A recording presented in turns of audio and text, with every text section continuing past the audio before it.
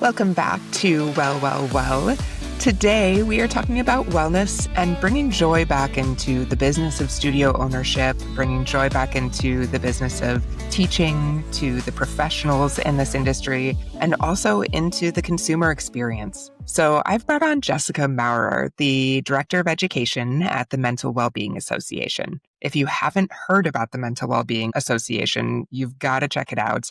It is all about shifting the lens that our teachers, our businesses are speaking to consumers through. And they've designed programming certifications for fitness professionals that are really grounded in evidence-based research around psychological perspectives on exercise, nutrition, mindfulness. To me, it's really about shifting the lens from I have to work out to I get to step in the door of your studio every day.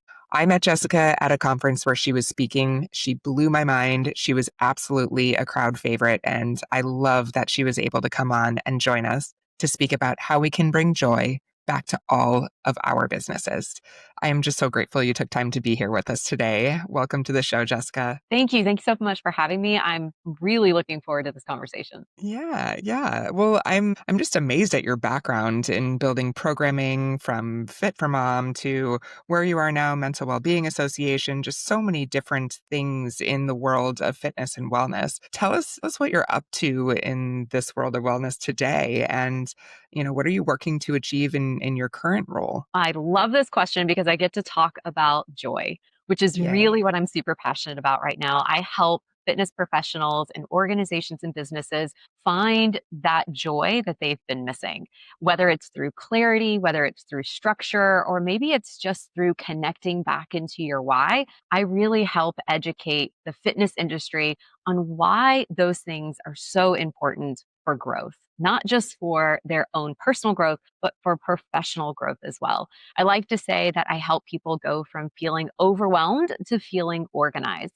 And that organization doesn't necessarily have to mean we're going to reorganize your home. It's more about reorganizing your habits so that you're Yeah. really leading forward through mental wellness, looking for joy back in your life again, so that you feel at a much more complete and happy state. Yeah. I mean, ultimately, this is an industry we all got into because it fired us up. There was something exciting. There was something we were passionate about. And I think it is very easy for us to get to a place where we forget that. So I Mhm. absolutely love that you're bringing people back to the spark, the original thing that fired them up.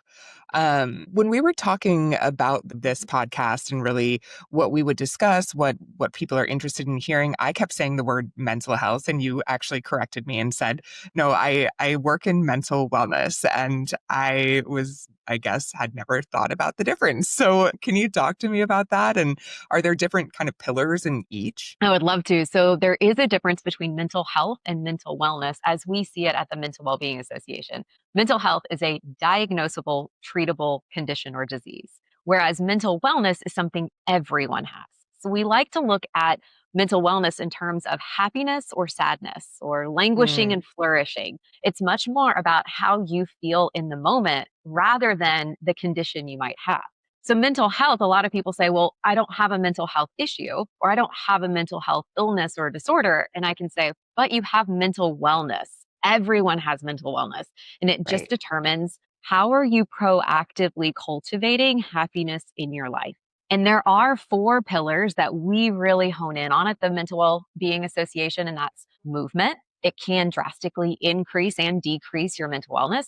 We talk about nutrition for the same purpose, mindfulness practices, and social connection. Those are the four big pillars that we can look across the board from a science based, research based platform and say, these are the four things that have the most impact on someone's mental wellness, how they're dealing with life, and if they're approaching life feeling fulfilled and joyful, or if they're languishing and not feeling quite like they've got a handle on their life. Right. I mean, especially now when we hear, I mean, we know based on tremendous amounts of data, there are so many challenges around loneliness. And Yeah. we obviously know in the US, we have a problem with nutrition, and it is a big struggle for certain demographics in the US even to have access to healthy food. And, when we talk about movement, I love that there's a focus around it connected to happiness because there is a tremendous amount of science science that backs that as well. I actually was curious if you've seen, or is there any kind of movement where it's like, okay, we see all the science point to like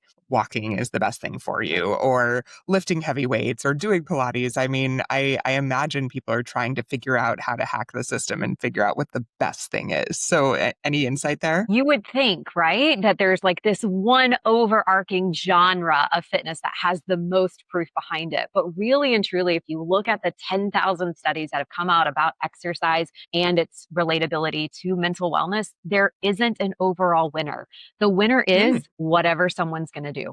That ends up wow. being the winner every time because you could say it's walking, but someone absolutely detests where they live and they're not going to go outside and walk. And therefore, Right. it's not going to increase their mental wellness when they do go out and see something where maybe they're not happy about where they live. We see a lot of information come out about strength training, about dance, about mindfulness programs like yoga and Tai Chi. And all of these things are really amazing when it comes to someone's mental wellness, but it's only if they enjoy the activity. So, Yeah. really, when it comes to movement, it's about the pleasure principle. It's about what brings somebody joy. And if we're not looking at it in terms of a prescription, but we're instead looking at it as a journey through a buffet of being able to choose like what you want to try today, then we can start to really put the enjoyment and the pleasure back into movement, which is something that we've been missing. Yeah. Well, for our listeners, so many of our listeners are in boutique fitness or gym or kind of fitness worlds where it's really easy to think that like my way is the modality, right? Like Mhm. I know that if you just follow my Legree principle or my yoga class style or whatever the modality might be, we can solve a problem for everybody. And that's a really great reminder that everybody's on a unique journey and you're going to find your people that are the ones that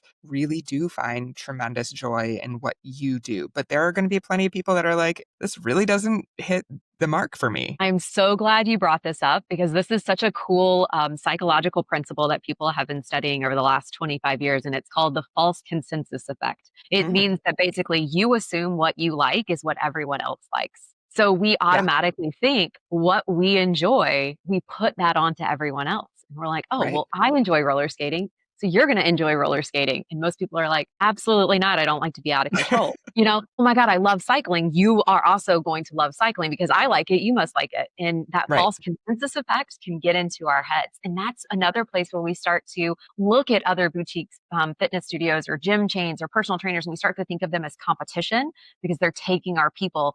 Instead, we got to flip that around a little bit and say, well, actually, they're our collaborators. This is how we're going to bring more people to fitness is by Hmm. allowing them to experience the full genre of fitness and getting to go to the Legree studio on one day and going to try cycling on another day and going to try roller skating on another day. Because what we're really looking for is what they're going to stick to. And Yeah. sometimes you got to kiss a lot of frogs before you find your one. Yeah.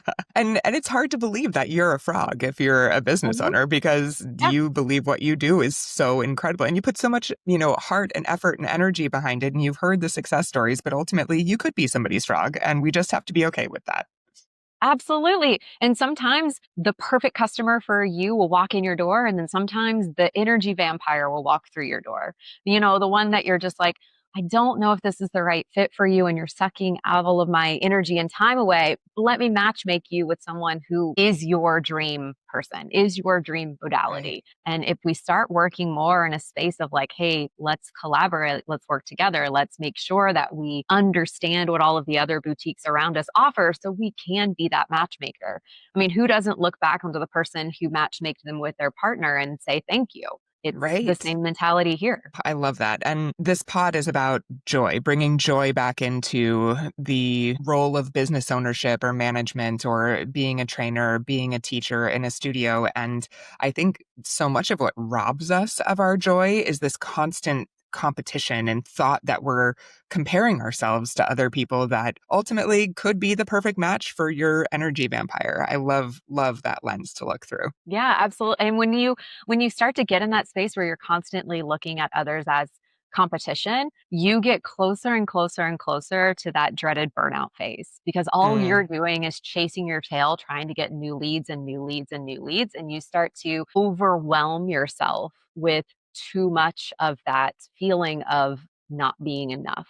And we see Right. this a lot with boutique fitness studio owners and franchisees, and even just fitness leaders in general, is they start to look at others with this comparison lens and start to get imposter syndrome. And so they start doing more and more and more and more, but they're not necessarily being strategic about what the more is. And so Right. you just keep piling more and more on your plate, but it doesn't necessarily make sense. You're just being reactive instead of being really strategic. Yeah. Yeah. Gosh, what a good reminder for all of us. It is, it's hard to put blinders on and put your head down and just do what you do best when there's so much noise around us. But ultimately, coming back to joy, I think so many people in this industry find themselves in what they think is a place of burnout. And you're right, that can absolutely lend itself to that burnout. But there's just this kind of, what else can I do? I don't feel successful. Everybody else around me looks successful. So is it really burnout? Is it them just not enjoying fitness anymore? Or what's happening? You talk to a lot of these folks. Great question. And there is a big difference between burnout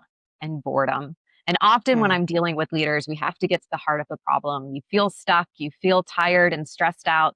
You're not happy with your job, you're not happy with your day to day. Okay, well, let's pull back and actually figure out, is it because you have too many things on your plate? Or is it because you're bored? And if you have to teach someone how to sit on a cycle bike correctly one more time, you're going to pull your eyelashes out, right? How many personal trainers do you talk to and they're just like, I cannot work with another beginner client. I don't understand how they don't know how to squat. It's more of getting in the routine of the same monotony all the time versus burnout, which means you have too much, that it's chaotic, it's constantly changing. Whereas boredom, you're not feeling fulfilled. And often, fitness professionals, we're creative people. We got into fitness because not only do we love movement, but we love to create new styles of movement or new kinds of movement. The reason why there's 5 million different variations for a squat.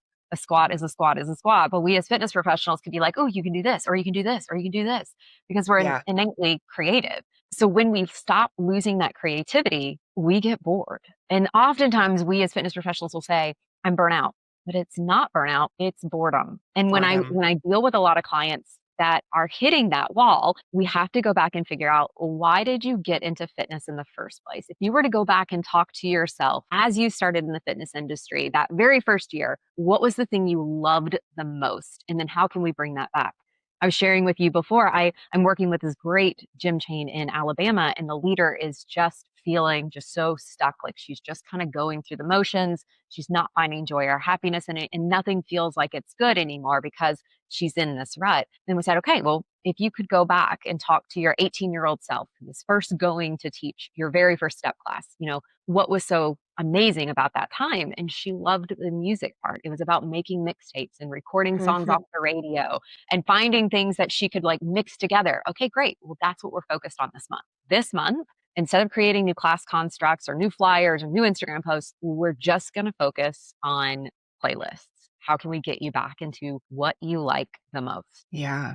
I love that. It's such a good reminder, because when we get into like habit forming, right? We get into the habit forming phase, and for me it might be, I start my day by, after my wellness practices, when I start my work day, I'm often diving right into Slack, right? I'm Yeah. reactive to Slack, and then I start resenting my Slack channel. But there are probably a million ways I could shift that and not feel frustrated, bored, annoyed, and quote burned out by it. But it becomes habit. So I love that you're taking people out of the habits that are actually sucking the joy out of what they actually do love to do. Yeah, and doing some things you're not gonna like. Let's be honest, as a Right. owner, as a studio manager, like, you probably don't love running payroll or doing taxes. Probably aren't your Right. jam. You wanna count to 8 for a living, and people are asking you to sell.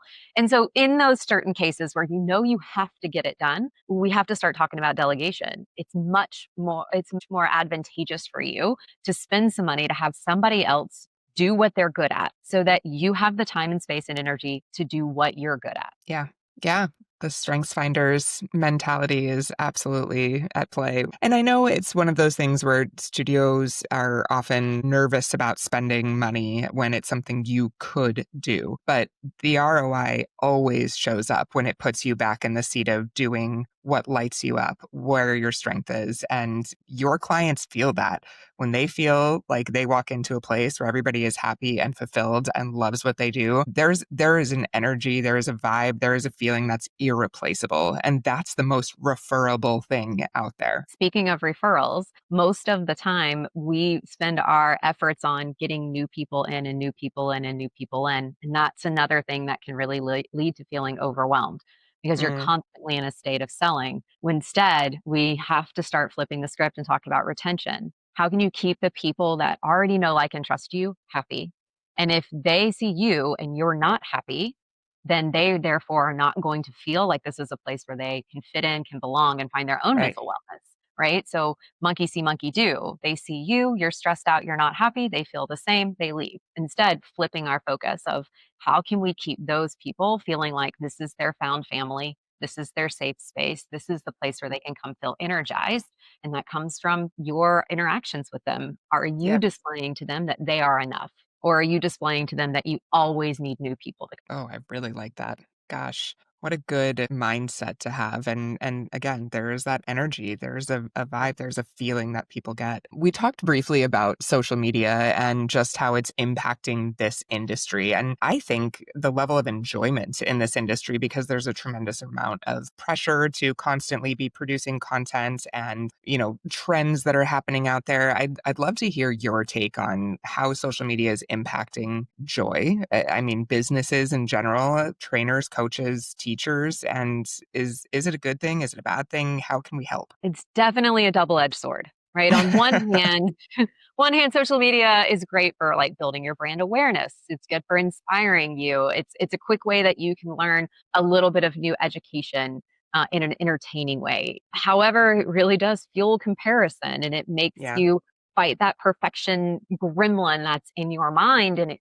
can lead to overwhelm because you keep doing the comparison idea of look at everything they have and why is that not happening to me? And there's this pressure to perform rather than to connect. And if we mm, actually look at social media, it's in the term itself. Social is part of social media. And we will get wrapped up sometimes in thinking, I just have to be the dancing monkey or I have to perform instead of thinking about what if I connected with 10 new leads today? What if I connected with 10 of my current members today? What if I connected with my team today? And so, taking the social part of social media and honing in on that kind of helps you navigate away from this idea of you constantly have to be creating content. I like to help my clients set up a structure where there's one day a week where they just work on following people that they know they are interested in their content or would be interested in the business. And the I next like it. day, it's about comment. Go and comment on all of Mm, your participants, all of your team members, all of your local partners. Go comment like crazy. And then the next day, it's all about messaging. Okay, let's get into the Chamber of Commerce's DMs. Let's get into the mayor's DMs. Let's figure out who's got the next 5K coming up that you can lead the warm up for and get into their DMs. Like mm. if you start creating a structure around being social on social media, you get away from the performative factor of it. Oh my gosh, that is such a relief.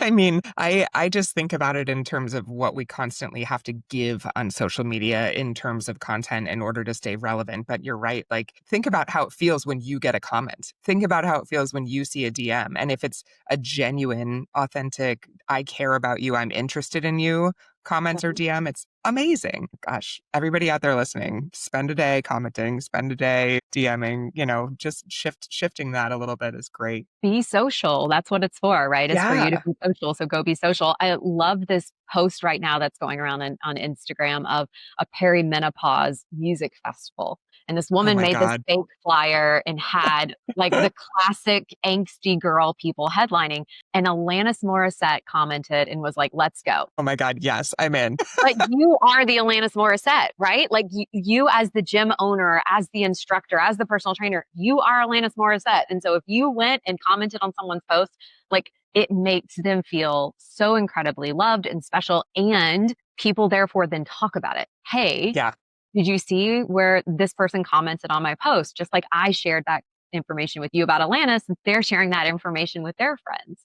Oh So my we gosh, gotta we gotta go perfect. back to being social. Yeah, perfect example. I love that. First of all, I'm in. And if that happens, you and I are going. And this is going to We're be so fun. VIP tickets, we're in. I just so appreciate all of the perimenopausal content that's out there right now. And of course, as a 42-year-old woman, I am just served all of it. So it's a good reminder that we aren't in control of what is presented to us. So you out there sitting, watching everything looking perfect on social media, or that is, it's intentional. It's because you're consuming it and Instagram knows, or, TikTok knows to keep feeding you that because it's becoming your addiction. Absolutely. That's so true. I worked with a wonderful therapist one time who gave us a challenge for a week. For a week, I don't want you to like or comment on anything except for animals, and then see what your feed looks like the next week. And that was the most joyful week I've ever had, because my feed the next week was full of like baby pandas and platypuses and Oh like things that I my would have never gosh. seen it in my feed otherwise. But like there's just so much joy from watching a panda like toddle around. So you Yeah. can flip your algorithm to give you Yep. content that's There you go. more of what you're into. Right. So the more you watch your energy vampires content, the more of it you're going to be served. So let's step away Absolutely. from that, friends. Absolutely. You got it.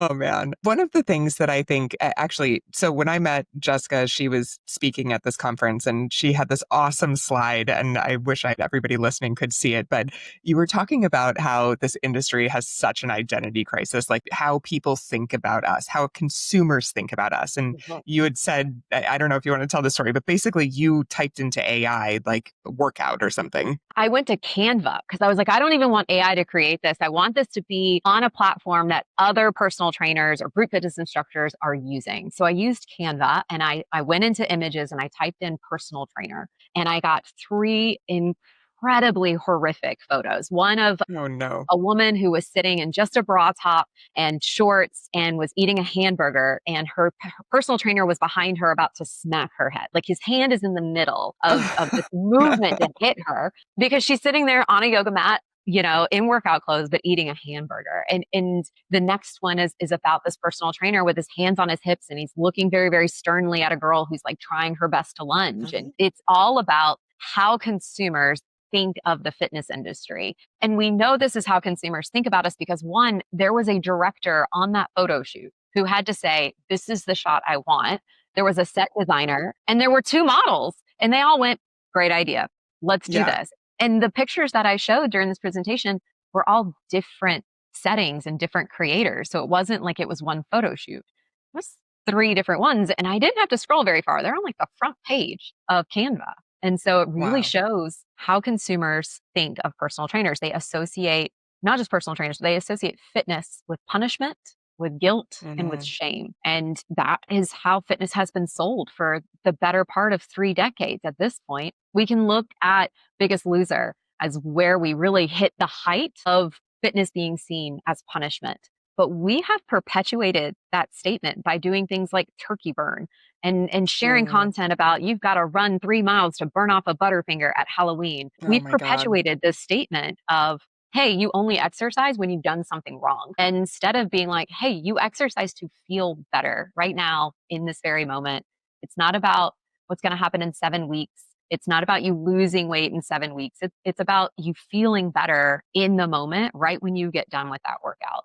And so there is this definite need of us as a fitness industry to start changing how they see us by changing how we talk about what we're doing and who we serve. Yes. And think about how much more joyful your interactions as a teacher, as a business owner, as a personal trainer will be with someone if they're not coming in with this expectation of, I'm going to leave here feeling guilty. This is going to be hard. This is punishment. When they actually walk in looking forward to it because they know this is the thing that makes them feel better than anything else in the world does. And it's just about enjoyment, not about, I have to do this because I did something wrong. And when it's stated like that, of like, I have to do this, you immediately take the want out of it.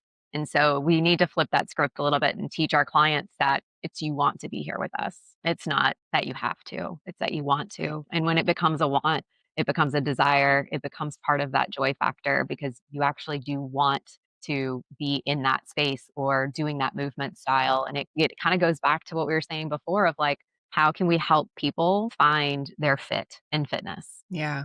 Gosh, I want to keep hammering that home all the time to our clients here at Walla and just in general to the industry. I think I actually was just kind of contemplating writing a blog last night about how I'm seeing like recovery is so massive right now. And I love it. It's great. I love seeing saunas and plunges and red lights and compression boots and all of the things that are theoretically great for everyone. But studios and fitness businesses are just throwing all this stuff in reactively, partly because of what we talked about. They see the competition doing it, they think they have to, but partly it's like chasing something and not necessarily having a strategic why behind it. And when we think about what the consumer ultimately wants from you, it's something that is going to make them feel fantastic. Like it is about a feeling. And Mhm. to get them to want to step in your door, you have to do more than just throw this, sauna in your studio. You have to give them a journey to go on with it, a path, some education, something that shows them what's possible on the other side and give them a way to get there. And I don't know, just kind of connected back into this idea of how can we make them feel like they get to step in your door every day, not they have to. Right. It should feel like Cheers. Like it's Yeah. a place where everybody knows your name. And if you right now are thinking, what's Cheers? Then just go on YouTube, type it Yeah. in. You'll understand what we're talking about. Um, You also but don't belong at the angsty Alanis Morissette concert. I was working with a rather large gym chain, and then they came to me and they were like, "We're really paying attention to mindfulness. We are getting all of these yin yoga and meditation classes on our schedule, and we're really representing mindfulness and mental wellness on our schedule." And I was like, "Great, except what does that do for me? I'm a type A person who can't stop their brain from going. I have high levels of anxiety, and you want me to come sit into a dark room and try to quiet my thoughts for 15 minutes? Like, that's not mental wellness for me. I'm not at that stage yet. Yeah.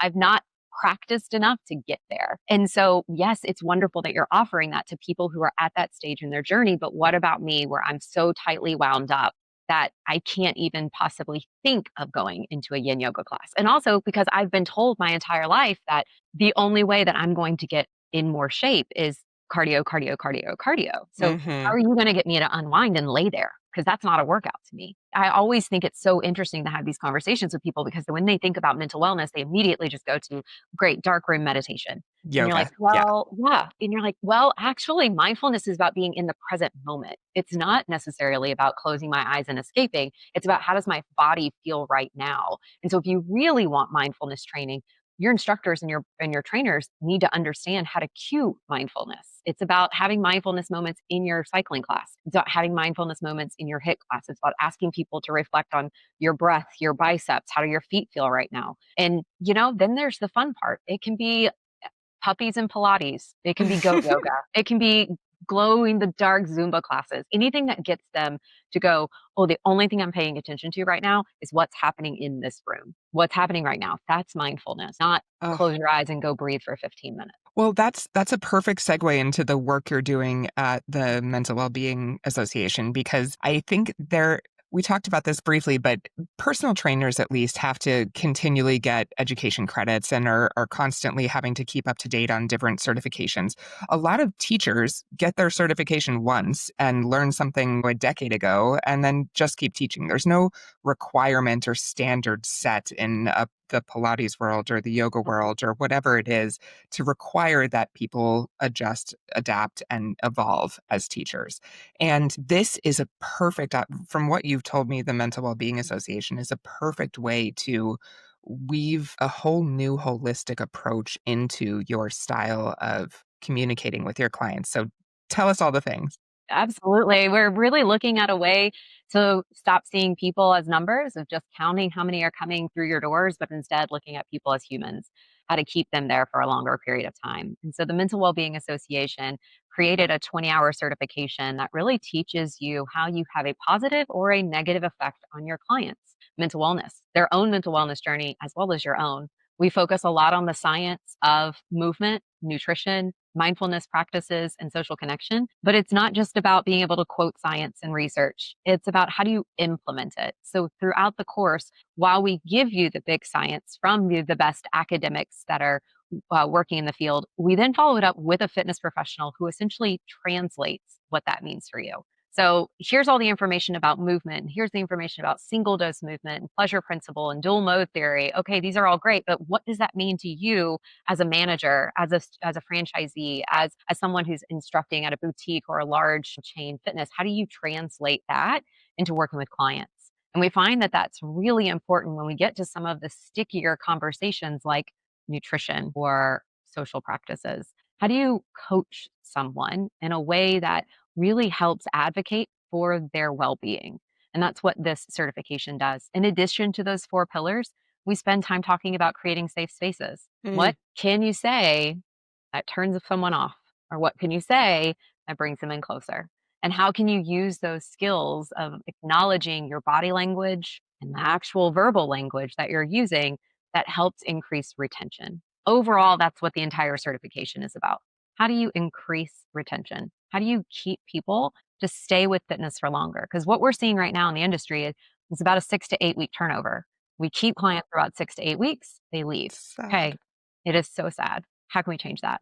And these are some advocating places that we really feel like we can change. And I would love to be able to offer anyone who's listening to the podcast, you can enroll for 40% off. You just use the term VALA on your coupon Yeah. code when you go check out, 40% off our certification. It doesn't stop there though. So after the certification, you're enrolled in our active membership. And every month I produce CEC articles and mini courses that dive further into things about mental wellness that you need to know about while working in the fitness and wellness space. So this past month, we released something that was about play. Can you integrate more play? Because it's not just for kids. It's amazing for boosting your own mental wellness in your classes as well as your clients. So how can we incorporate more play into what we do in fitness?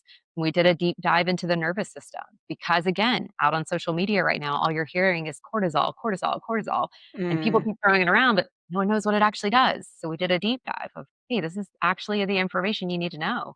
And we're doing one next month on GLP-1s. Okay, we know that this is now a designer drug that everyone is on. What can you do to support their mental wellness? Because it's different than working with other clients. So, how can right. we start to really educate people on the vastness of what mental wellness really is? What I love about this so much is when you talk to someone in the industry about what they're doing to approach retention or to really move the needle on retention in their business, improve lifetime value of their clients, the first thing they go to is, "Oh, we're doing these automated text campaigns, or we're doing a discount code for anybody who hasn't been in X number of days." Like it all goes down to these very inhuman and almost like, I mean, deals, right? Or things that are actually kind of predatory to the business ultimately. When what you're saying is we can have the biggest impact by training our team to improve the mental well-being of your clients. And that's what's going to move the needle on retention. The classes that are the fullest, typically, this is again talking from a stereotypical point of view, but it's true. The classes that are the biggest, the personal trainers